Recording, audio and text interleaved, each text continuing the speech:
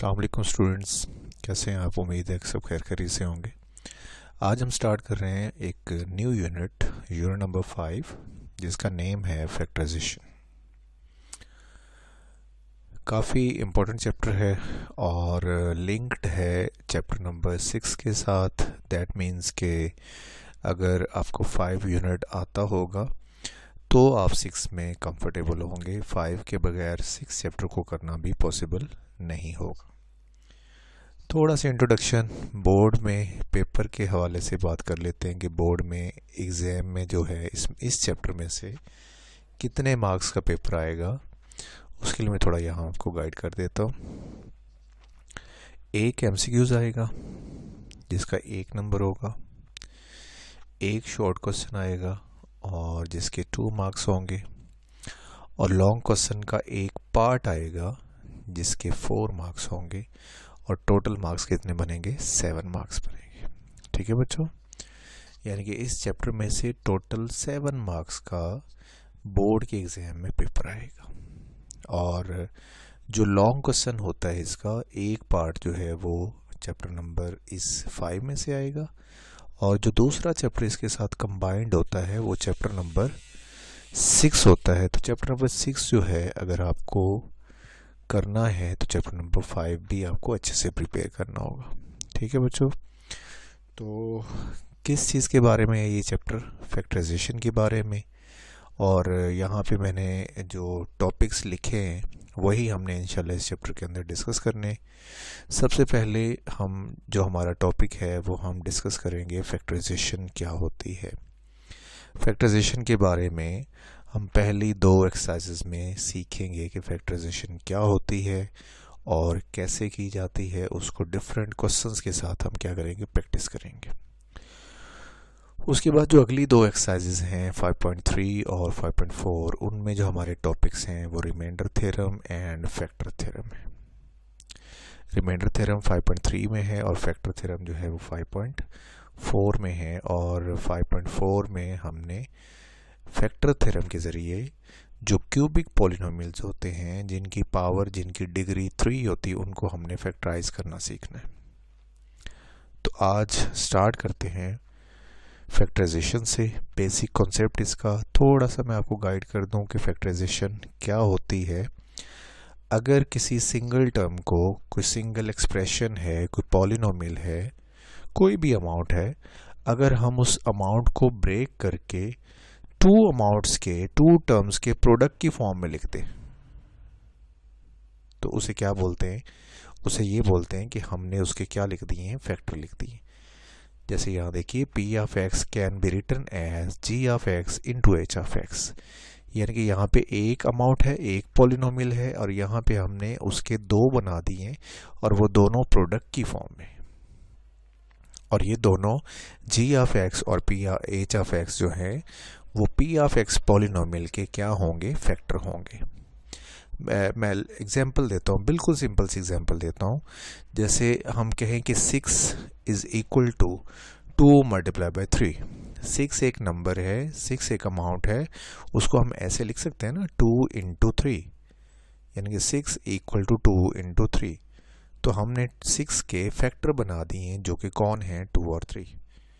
तो इस तरह किसी सिंगल अमाउंट को, किसी सिंगल एक्सप्रेशन को या पॉलिनोमियल को एक्सप्रेस कर देना into its factors is known as factorisation.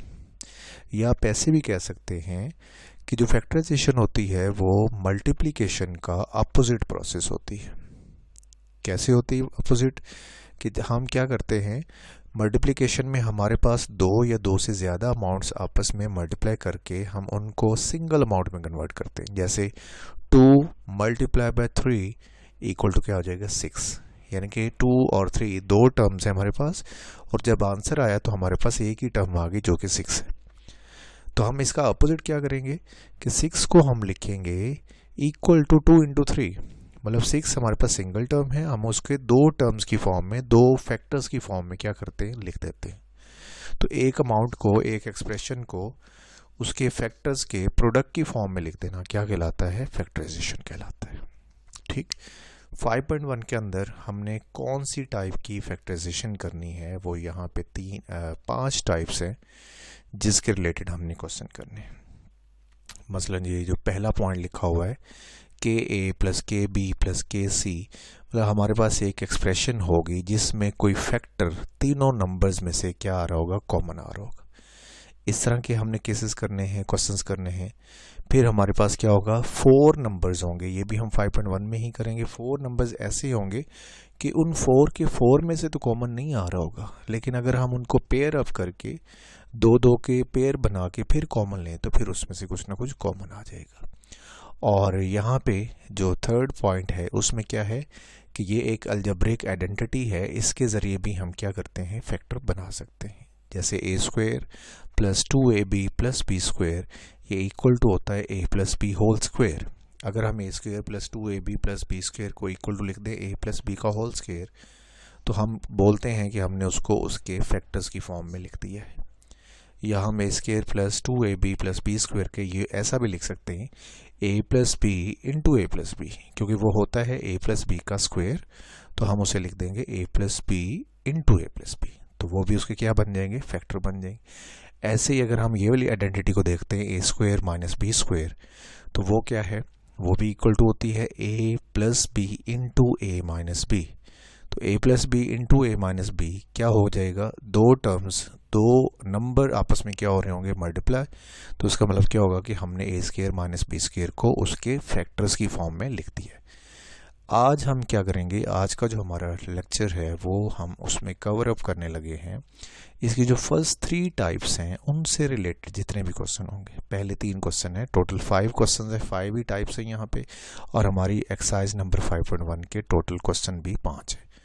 तो हम पहले 3 क्वेश्चन इंशाल्लाह आज कवर करेंगे। तो उसमें बात करते हैं क्वेश्चन नंबर 1 की।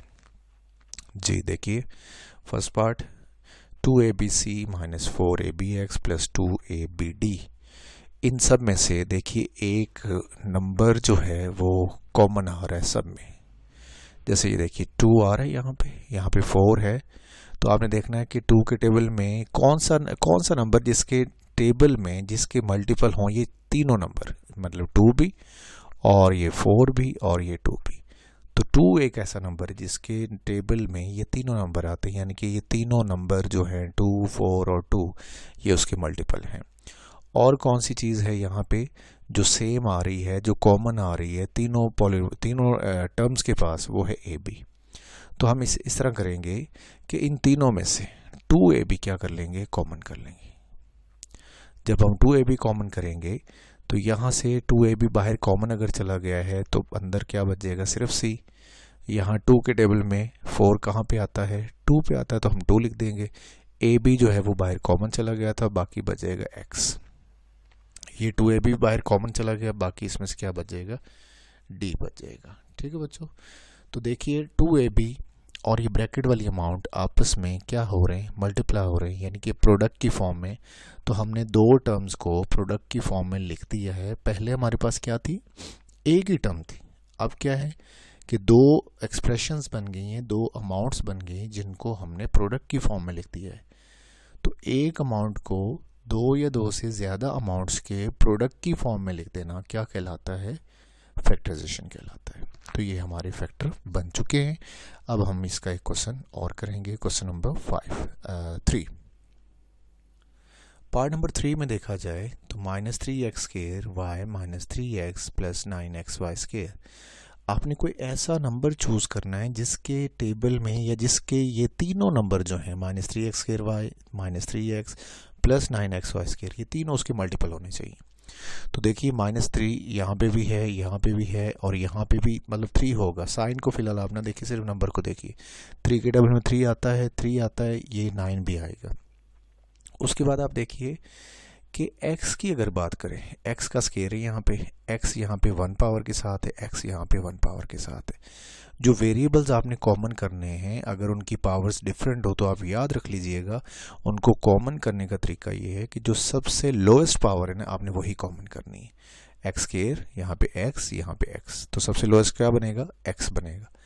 यानी कि हमारे पास -3x कॉमन आ जाएगा। y में कॉमन क्यों नहीं कर रहा, क्योंकि y यहाँ पे फर्स्ट टर्म के पास है लेकिन सेकंड टर्म के पास नहीं है, थर्ड टर्म के पास भी है। तो कॉमन का मतलब ये होता है कि जो सबके पास आ रहा हो, तीनों टर्म्स के पास होना चाहिए। तो हमारे पास यहाँ पे जस्ट कॉमन क्या आएगा, -3x। -3x जब आप कॉमन लेंगे तो यहाँ से -3 भी बाहर चला गया, x का स्केयर था, एक x बाहर चला गया है तो बाकी एक x बच जाएगा और ये y भी बच जाएगा। और एक चीज़ याद रखिएगा, जब माइनस में आप कॉमन करते हैं तो ब्रैकेट में जो अमाउंट बाकी रिमेनिंग आप बचा के लिखते हैं उसके साइन आपने क्या करने हैं, चेंज करके लिखने हैं। ये देखिए पहली अमाउंट माइनस की थी प्लस हो गई, दूसरी भी माइनस की थी प्लस हो गई, तीसरी प्लस की थी वो माइनस हो गई। यहाँ से -3x बाहर निकला है तो एक x और एक y बच जाएगा। ये पूरी अमाउंट ही बाहर निकल गई। तो जब पूरी अमाउंट ही बाहर चली जाएगी तो क्या बचा करेगा, 1। यहाँ पे देखिए प्लस का साइन है, बाहर माइनस हो तो अंदर वाला साइन चेंज करके लिखना आपने। 3 के टेबल में 9 कहाँ पे आता है, 3 पे, इसलिए मैंने यहाँ पे 3 लिख दिया। ये एक x इसके पास था और एक x हमने कॉमन कर लिया, तो इसका मतलब यहाँ पे x नहीं बचेगा, सिर्फ y² बच जाएगा। इसके बाद बात करते हैं हम क्वेश्चन नंबर 1 के 5 पार्ट की। ये 1 का 5 और जो 6 है ये दोनों क्वेश्चंस का मेथड सेम है।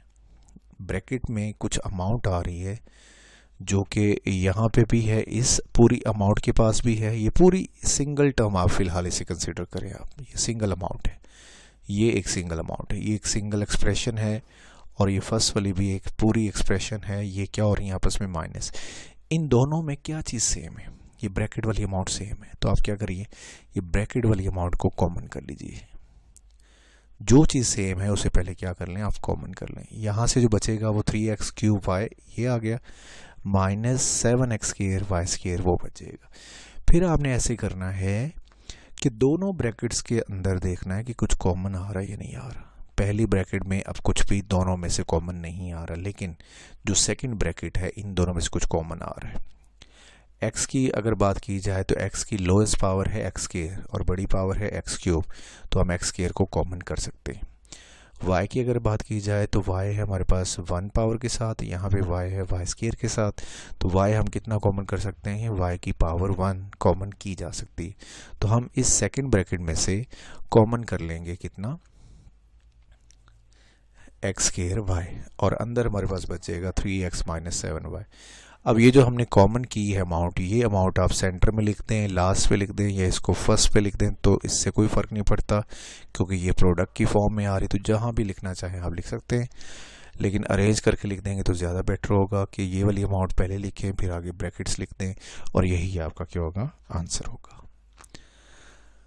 बात करते हैं क्वेश्चन नंबर 2 की। क्वेश्चन नंबर 2 के 4 पार्ट्स हैं, 1-2 पार्ट्स इसमें से मैं करवा रहा हूँ, एक तो आप कीजिएगा as a homework. Part number 1, 5ax - 3ay - 5bx + 3by। अब इसमें 4 नंबर्स हैं, अगर हम कॉमन लेने की कोशिश करें ओवरऑल कॉमन की, तो ओवरऑल कॉमन कुछ भी नहीं आ रहा। 5 जैसे देखा जाए तो 5 2 नंबर्स में है, 2 में नहीं है। 3 देखा जाए तो 3 भी 2 में है और 2 में नहीं है।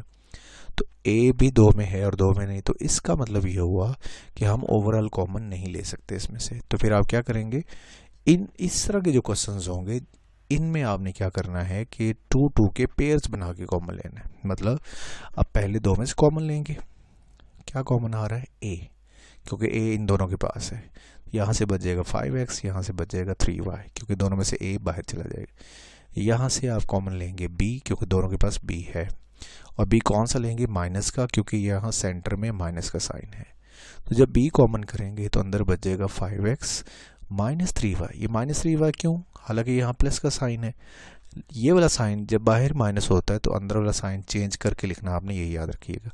और ये भी याद रखिएगा कि जब आप पेयरिंग में कॉमन ले रहे हैं, जैसे अभी हमने लिया है कि 2 के पेयर बना के कॉमन लिया, फर्स्ट 2 में से और सेकंड 2 में से, तो आपने याद रखना है कि ये जो ब्रैकेट वाली अमाउंट है ये हमेशा सेम आनी चाहिए। अगर ये सेम नहीं आएगी तो आपका क्वेश्चन फर्दर प्रोसीड नहीं हो सकता, आपका आंसर नहीं आएगा सही।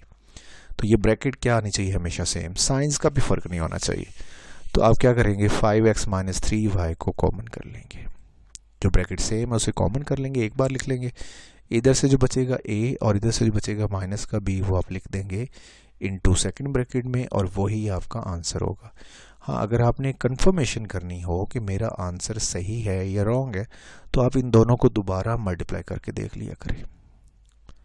मतलब करना नहीं है, बट अगर आप चाह रहे हैं कि मेरा आंसर सही है या रॉन्ग है तो आप इसको मल्टीप्लाई करके देख लें।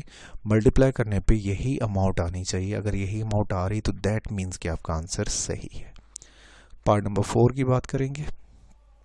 X square minus Y square into Z plus Y square minus Z square into X. ये देखिए ब्रैकेट वाला क्वेश्चन है। अभी हमने पिछले क्वेश्चन में किया क्वेश्चन ऐसा जिसकी ब्रैकेट्स थी और हमने ब्रैकेट्स को कॉमन कर लिया था। ये देखिए ब्रैकेट्स कॉमन नहीं आ रही, ये ब्रैकेट सेम नहीं है।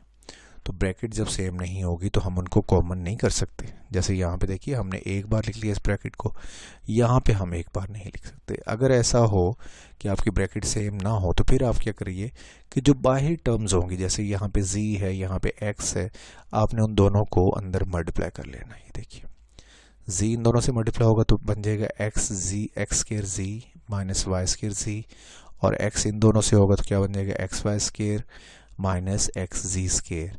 अब आपने क्या करना है, इनको पेयर अप करना है और दोबारा कॉमन लेना है। लेकिन याद रखिएगा कि अगर आप पेयर अप इस तरह करेंगे कि यही जो जैसे अभी अरेंज्ड हैं यहाँ पे कि फर्स्ट 2 में से कॉमन ले लें और सेकंड 2 में से, तो आपका आंसर वही दोबारा फिर वही चीज़ आ जाएगी।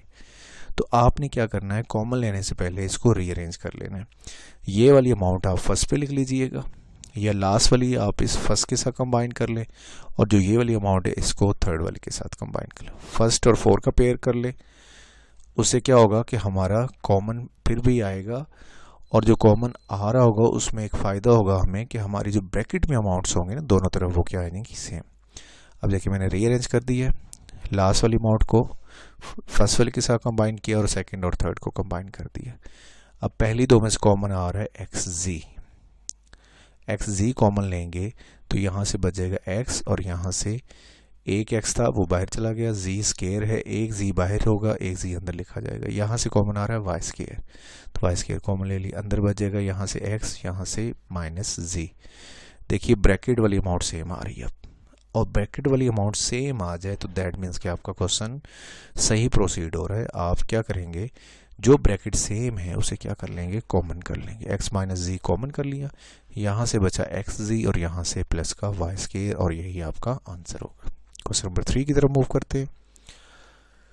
टोटल 4 पार्ट्स हैं, 1-2 पार्ट्स इसमें से मैं करवा रहा हूँ, 1-2 आप कीजिएगा। फर्स्ट पार्ट की बात करते हैं। 144a square plus 24a plus 1 it can be written as 12a whole square plus 2 into 12a into 1 into 1।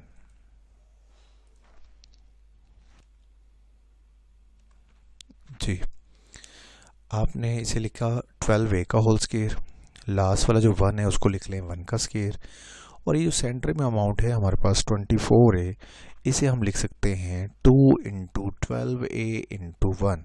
अगर इसे मल्टीप्लाई करके देखें वही 24a बनेगा। अब इस अमाउंट को ऐसे लिखने का क्या मकसद है हमारा कि इसको 12a का स्क्वायर बना दिया, मतलब स्क्वायर बना के लिख दिया, लास्ट वाली को स्क्वायर बना के लिख दिया, और सेंटर वाली amount 2 into first into second amount, 2 into first into second amount उसके प्रोडक्ट की फॉर्म में लिख दिया। तो अगर आप इसे अपने फार्मूला जो कि a square plus 2ab plus b square है उससे कंपेयर करें तो देखिए यही फॉर्म बन रही है, सेम टू सेम ये चीज़ हमारे फार्मूला से मैच कर रही है, रिजेंबल कर रही है। आप इसे कंसीडर कर लें ये a है, लास्ट वाली को कंसीडर कर लें b है, और जो सेंटर में अमाउंट पड़ी उसे आप कंसीडर कर लें 2ab। तो अगर ये चीज़ जो है a square plus 2ab plus b square ये इक्वल टू होता है a प्लस b का होल स्क्वायर, तो हमारा क्वेश्चन किसका स्क्वायर बनेगा। आप यहाँ पे देख लीजिए कि हमारा a कौन है। यहाँ पे ये जो 12a है ये हमारा एज अ a आ रहा है, और लास्ट वाला जो 1 है वो हमारा एज अ b आ रहा है। तो हम जैसे इसको क्लोज करके लिखते हैं a plus B whole square, तो हम इसको क्लोज करके लिखेंगे 12a प्लस 1 का होल स्क्वायर। अगर आप ऐसे लिख देंगे तो ये भी आपका आंसर है, यानी कि ये जो आपकी गिवन अमाउंट है उसके फैक्टर बन चुके हैं, और उसके कितने फैक्टर हैं, 2 फैक्टर्स हैं। जो पावर होती है वो आपको ये बता रही होती है कि इसके पास कितने फैक्टर हैं। इस तरह के 12a प्लस 1 के तरह के 2 फैक्टर्स हैं। आप ऐसे लिखते हैं तो भी ठीक है, या ऐसे भी लिखा जा सकता है कि आप इसे बजाय स्क्वायर में लिखने के नेक्स्ट स्टेप में लिख लीजिएगा 12a प्लस 1 इंटू 12a+1, मतलब वही फैक्टर एक बार फिर लिख देंगे प्रोडक्ट की फॉर्म में। लेकिन अगर आप यहाँ तक भी लिख देंगे तो भी आपका आंसर सही होगा। ठीक है बच्चों, इसके बाद जो है हम पार्ट नंबर 3 की बात करते हैं। x+y² minus 14z into x+y plus 49z²। ये पहली जो अमाउंट है इसे आप a कंसीडर कर लें और लास्ट वाली अमाउंट को आप b की फॉर्म में लेके जाइए। पहले ये x+y² और सेंटर वाली अमाउंट को आप लिखें 2ab की फॉर्म में, और लास्ट वाली अमाउंट जो है 49z² उसको हम लिख सकते हैं 7z²। और ये वाली अमाउंट को हम लिखेंगे 2 इंटू a इंटू b की फॉर्म में। 2 इंटू a हमारा वो होता है जो पहला स्केयर होता है, और जो b होता है वो कौन होता है, जो सेकंड स्केयर है। सेकंड स्केयर हमारे पास यहाँ पे 7z है, तो 2 इंटू a इंटू b। आप अगर कंफर्म करना चाहते हैं कि हमारा ये जो हमने इसको फार्मूले की शेप में लिखा है ये सही है ये रॉन्ग है, तो आप क्या करें, इसको रिटेन करके देख लें। रिटेन करने का मतलब ये होता है कि इसको दोबारा ओपन करके देखें ये चीज़ बनती है या नहीं बनती। 7z² 49z² बन जाएगा। इनको अगर हम मल्टीप्लाई करें 2 into 7z 14z into x+y वैसे आ जाएगा, ये देखिए। और x+y² तो वो एज इट इज़ ही आ रहा है। तो आप इसे कंसीडर करेंगे कि ये आपका a है और लास्ट वाली अमाउंट आपका b है, और ये सेंटर में 2ab पड़ा है। तो ये बन जाएगा फार्मूला a² माइनस 2ab, इस बार माइनस का फार्मूला बनेगा -2ab plus b² equal to a minus b का होल स्क्वायर। तो आपका ये फार्मूला जो है वो a माइनस b का होल स्क्वायर बनेगा। अब आपके पास a कौन है, आपके पास a है x+y और आपके पास b कौन है 7z। तो आप इनको क्लोज करके लिखेंगे x+y माइनस 7z का होल स्क्वायर, और यही आपका क्या होगा, फाइनल आंसर होगा। ठीक है बच्चों, तो आज का जो हमारा लेक्चर था वो पहले 3 क्वेश्चंस तक ही था। कल हम इंशाल्लाह क्वेश्चन नंबर 4 और क्वेश्चन नंबर 5 इसी एक्सरसाइज के करेंगे। तो मिलते हैं इंशाल्लाह कल, तब तक के लिए अल्लाह हाफिज़, अपना ख्याल रखिएगा।